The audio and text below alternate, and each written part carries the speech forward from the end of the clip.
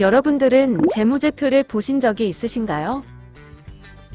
당기순이익, 영업이익, 영업활동으로 인한 현금 흐름, 미보율, 부채 비율 등 수많은 정보들이 숫자로 표현되어 있는 재무제표를 보면서 현기증을 느끼신 분들도 계실 것입니다.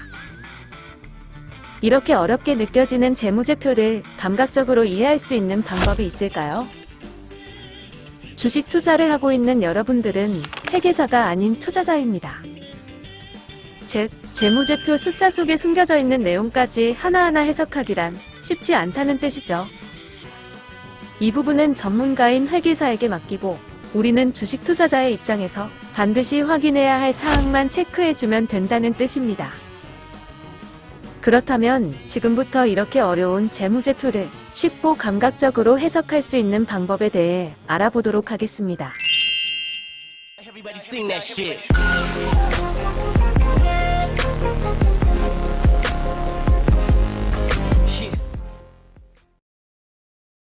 이번 영상에서는 복잡하고 어려운 재무제표를 감각적으로 쉽게 이해하는 방법에 대해 설명해 보려고 합니다. 그렇다면 재무제표를 이해하기 전에 재무제표가 무엇인지 알아야 하겠죠? 재무제표란 기업이 회계 연도가 끝나는 때에 결산 보고를 하기 위해서 작성하는 회계 보고서인데요. 크게 재무상태표, 포괄손익계산서, 현금흐름표, 자본변동표, 주석으로 나뉘어 있습니다. 그 중에서 주로 확인해야 할 세 가지가 바로 재무상태표, 손익계산서, 현금흐름표입니다. 재무상태표란 회사의 재무상태가 어떠한지 알 수 있게 만든 보고서입니다. 이 재무상태표를 본다면 해당 기업의 상태가 어떠한지 알 수 있겠죠? 다음은 손익계산서인데요. 손익계산서는 회사가 얼마 벌었는지를 알 수 있게 보여주는 보고서입니다.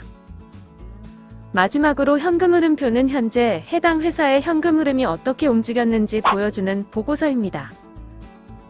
실제 현금흐름이 어떻게 되는지 직접 보여주는 것이기 때문에 다른 보고서에 비해 분식회계를 하는데 어려움이 있으므로 반드시 확인해야 하는 보고서 중 하나입니다. 이렇게 만들어서는 이해하기 어렵죠? 조금 더 쉽게 이해하기 위해서 기업을 사람으로 생각하고 예를 들어 보겠습니다. A라는 친구가 여러분에게 재산이 얼마 있어? 라고 물어보았습니다. 아파트 10억짜린데 대출을 3억 받았어. 이렇게 대답했을 경우 이것은 재무상태표, 손익계산서, 현금흐름표 중 무엇일까요? 이 질문은 재무상태표에 가깝다고 볼 수 있습니다. 재무상태표는 기업, 즉 자신의 총 재산이라고 생각하면 이해하기 쉽다는 뜻이죠. 위의 예시에서는 총 자산은 10억이며 자본은 7억, 부채는 3억이 됩니다. 여기서 새로운 용어인 자산, 자본, 부채라는 개념이 나옵니다. 간단하게 이해하자면 자본은 내 돈, 부채는 빌린 돈, 자산은 내 돈과 빌린 돈을 합친 모든 돈입니다. 다시 본론으로 넘어가서 A친구가 이번에는 너 연봉은 얼마야? 라고 물어보았습니다. 난 연봉 1억인데 5천만 원 정도는 재테크하고 2천만 원은 생활비, 3천만 원은 대출 갚는 데 써. 라고 하였습니다. 이 질문은 재무상태표, 손익계산서, 현금흐름표 중 무엇에 가장 가까울까요? 눈치채셨겠지만 이것은 손익계산서를 물어보는 것과 가깝습니다. 즉, 손익계산서는 자신이 작성한 가계부라고 생각하시면 됩니다. 마지막으로 현금흐름표가 무엇인지 알아보겠습니다. 현금흐름표는 통장잔고에 찍힌 내역이라고 생각하면 이해하기 쉬울 것으로 생각됩니다. 여기서 중요한 점은 바로 손익계산서와 현금흐름표의 일치 여부입니다. 예를 들어 자신이 작성한 가계부에 2천만 원의 수익이 발생하였다고 적어놨지만 실제 통장 잔고에는 아무런 돈이 들어오지 않았습니다. 실제 외상값으로 수익이 발생하였지만 채권이기 때문에 현금이 안 들어온 것일 수도 있습니다. 하지만 가계부 자체를 조작하였을 수도 있겠죠? 조작이든 아니든 여기서 중요한 것은 가계부와 실제 통장 내역이 다르다는 점입니다. 수많은 기업 중에 굳이 손익계산서의 흐름과 현금 흐름표의 흐름이 다른 종목을 투자할 필요는 없다고 생각합니다. 즉, 손익계산서의 영업이익, 당기순이익과 현금 흐름표의 영업활동으로 인한 현금 흐름의 방향성이 맞는지 확인해 보는 것이 좋습니다. 그럼 이번에는 조금 더 구체적으로 재무상태표를 어떻게 해석하는지 살펴보도록 하겠습니다. 재무상태표를 보면 자산과 자본, 부채에 대한 하위 항목들이 많이 나옵니다. 예를 들어 자산에는 유동자산이 있고 비유동자산이 있으며 자본에는 자본잉여금, 주식발행 초과금 등 수많은 항목들이 있습니다. 이 중에서 가장 핵심적으로 확인해야 할 사항이 무엇인지 간단히 살펴볼까요? 우선 자산 부분을 살펴보도록 하겠습니다. 자산은 크게 유동자산과 비유동자산으로 나뉩니다. 유동자산은 1년 안에 현금화할 수 있는 돈이고 비유동자산은 1년 안에 현금화할 수 없는 돈입니다. 이러한 자산 아래에는 많은 하위 항목이 있겠죠? 현금 및 현금성 자산, 단기 금융상품, 단기 투자증권 등 많은 하위 항목이 있지만 이 중에서 매출 채권과 재고자산은 반드시 확인해야 합니다. 매출 채권이라는 용어가 어려우신 분들은 외상으로 판매한 금액, 즉 나중에 받을 돈이라고 생각해 주시면 됩니다. 예를 들어 볼까요? 여러분들은 맛있는 음식점을 운영하고 있습니다. 여러분의 음식을 먹기 위해 항상 음식점에는 많은 사람들이 가득 차죠. 이럴 경우 굳이 외상으로 밥 먹으려 하는 손님을 받을 필요는 없습니다.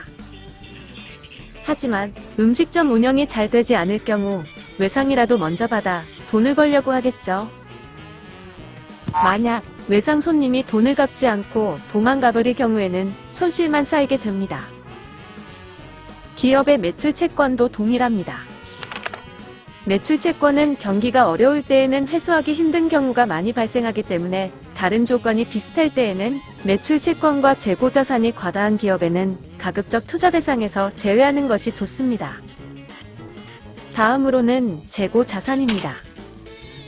재고자산은 쉽게 말해 아직 팔지 못한 상품입니다. 이러한 재고자산은 재고자산을 과대하게 기록하여 이익을 늘려 적자를 흑자 전환할 수 있는 방법 등 분식회계에 자주 이용되는 항목으로서 가장 보수적으로 접근해야 하는 부분입니다. 하지만 재고자산이 적다고 무조건 좋은 것은 아닙니다. 수요가 많을 때 재고자산이 없다는 것은 공급이 수요를 따라가지 못한다는 뜻이 될 수 있기 때문이죠. 재고자산을 해석하는 가장 쉬운 방법은 이전 분기 또는 전년 대비 재고자산과 비교하여 변동폭이 큰지 아닌지 체크하는 것이 좋습니다. 다음으로 부채에서 반드시 확인해야 할 부분을 알아보겠습니다. 자산과 마찬가지로 부채는 유동부채와 비유동부채로 나뉩니다. 유동부채는 1년 안에 갚아야 하는 돈이며 비유동부채는 1년 후에 갚아도 되는 돈입니다. 유동부채가 많을수록 단기간에 갚아야 할 채무가 많다는 뜻이며 만약 갚지 못할 경우 부도가 날 수 있기 때문에 반드시 확인해야 합니다. 그렇기 때문에 1년 안에 현금화할 수 있는 유동자산과 1년 안에 갚아야 하는 유동부채를 비교하여 반드시 유동자산이 유동부채보다 많은 기업에 투자하는 것이 보다 안전한 투자를 할 수 있는 방법입니다. 다음으로는 자본입니다. 자본에서는 자본잉여금과 이익잉여금을 눈여겨볼 필요가 있습니다. 자본잉여금이란 영업으로 돈을 번 것이 아닌 회사에 쌓아둔 돈으로 생각하면 쉬운데요. 여기서 만약 자본잉여금이 회사의 손해를 메꾸기 위해 이용되었을 경우 어떻게 해석하면 될까요? 그렇다면 이 회사는 돈을 벌어서 주주들에게 배당을 주는 것이 아닌 주주에게 구걸하며 사업을 영위하는 위험한 기업이라고 생각할 수도 있습니다. 두 번째로 이익잉여금이란 회사가 벌어들인 순이익 중 쓰지 않고 모아둔 돈이라고 생각하면 됩니다. 기업이 아닌 일반적인 가정에서도 저축을 많이 한 가정이 경기가 어려울 때에도 잘 견딜 수 있듯이 이익잉여금이 많은 기업일수록 불황이나 글로벌 금융위기 같은 외부적 충격에도 잘 견딜 수 있습니다. 잠깐 여기서 말씀드리고 싶은 부분은 언급하지 않은 다른 항목들이 중요하지 않다는 뜻이 아닙니다. 다른 항목 또한 중요하지만 지금 영상에서 언급한 항목들은 조금 더 유념해서 확인해 주는 것이 좋다는 뜻입니다. 다음으로 손익계산서는 간단하게 매출액, 영업이익, 당기순이익이 전분기 또는 전년 대비 꾸준하게 상승하고 있는지, 적자는 발생했는지 확인하는 것입니다. 마지막으로 현금흐름표를 해석하는 방법입니다. 현금흐름표는 크게 영업활동으로 인한 현금흐름, 투자활동으로 인한 현금흐름, 재무활동으로 인한 현금흐름이 있습니다. 영업활동으로 인한 현금흐름은 영업활동으로 벌어들인 돈이라고 생각하면 쉽습니다. 여기서 중요한 것은 앞서 말했다시피 영업활동으로 인한 현금흐름과 포괄손익계산서의 당기순이익의 추세가 비슷하게 움직이는지 확인하는 것이 핵심입니다. 만약 비슷하지 않다면 회사의 문제를 감추고 있다는 의심을 가져볼 수 있겠죠? 다음은 투자활동으로 인한 현금흐름입니다. 투자활동으로 인한 현금흐름은 유형자산, 무형자산의 구입과 처분에 관련된 현금흐름입니다. 예를 들어 회사가 신규 사업 진출을 위하여 설비 투자를 진행하였을 경우 투자활동으로 인한 현금흐름은 마이너스를 기록하겠죠? 반대로 회사에 운용자금이 없어 급하게 회사의 부동산을 팔아치울 경우 투자활동으로 인한 현금흐름은 플러스가 될 수도 있습니다. 즉, 투자활동으로 인한 현금흐름은 플러스가 찍힌다고 해서 무조건 좋다는 뜻이 아닙니다. 마지막으로 재무활동으로 인한 현금흐름을 알아보겠습니다. 재무활동으로 인한 현금흐름은 채무와 관련된 현금으로 생각하면 이해하기 쉬운데요.